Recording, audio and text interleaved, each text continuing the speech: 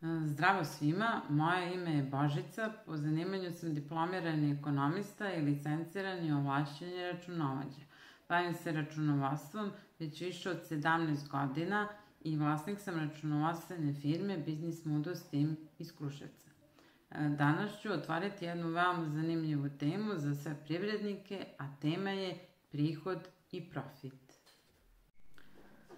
Pre svega da kažemo šta je to profit, a šta prihod. Profit predstavlja razliku između ukupnih prihoda i ukupnih troškova poslovanja. A šta je to prihod?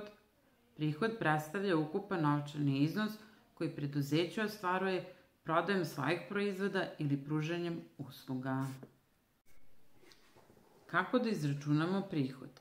Ako preduzeće prodaje 100 komada proizvoda po ceni od 1000 dinara, ukupan prihod bi iznosio 100.000 dinara.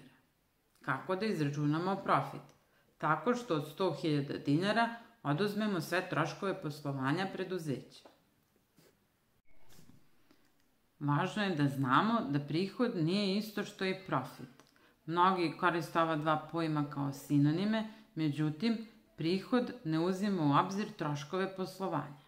Ukoliko vam je ovo interesantno, možete zapratiti našu Facebook stranicu za još saveta i za informacije o našim premium uslugama. Pozdrav!